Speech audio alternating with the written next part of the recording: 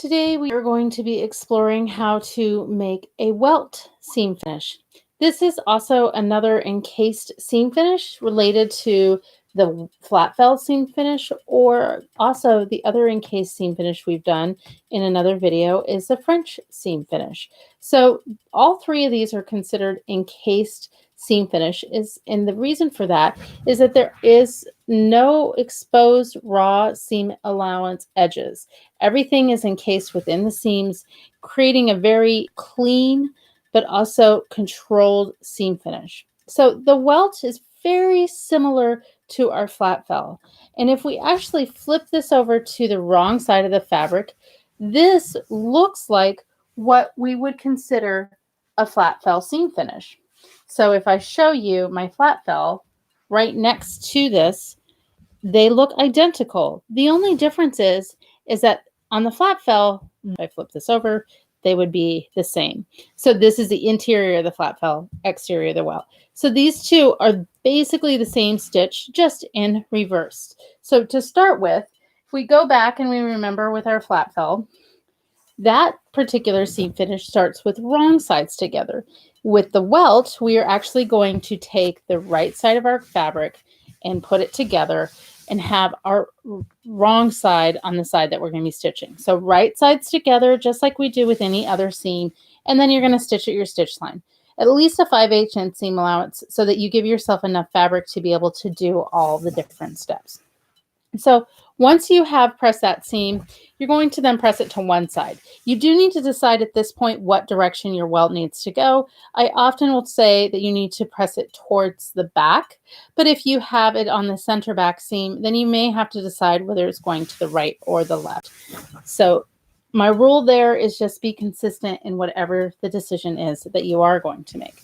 The next step, so I press this over to this direction.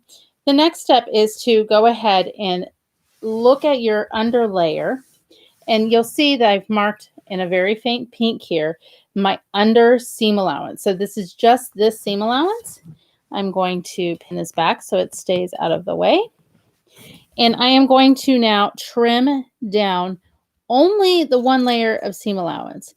This is to help reduce the bulk that is in this seam finish, so that we have a little bit more control over the finished appearance of the look of this particular welt. So once I've trimmed that, I'm going to press this back over. So the longer seam allowance with its raw edge is covering the shorter seam allowance now with its cut edge.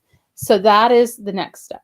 So once we get to this point, then I am going to pull this back, and I need to press this over so that I'm taking the longer seam allowance and pressing it over the shorter seam allowance. Now make sure that you're only pressing to the stitch line. Do not go past, because we're trying to reduce bulk, not add extra bulk. And so making a very nice clean line here, I'm going to fold this over and press this. And then I'm going to open this back up. And now my seam finish, my top seam allowance, is covering my bottom shorter cut seam allowance.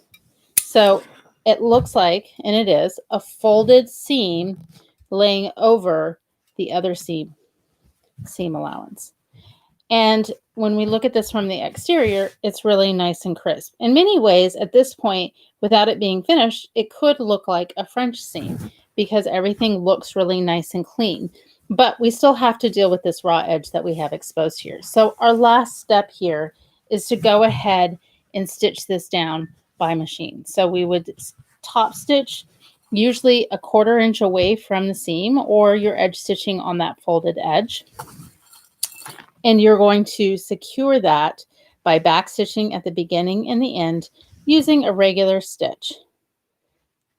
What will happen is that then you will have 2 stitch lines on the inside and only 1 stitch line on the outside. So here, when we look at it stitched now, you can see we have 2 rows of stitching on the inside of my fabric. But when I flip this over to the right side of the fabric, this is where my seam is. I've marked it with blue so we could see it a little easier.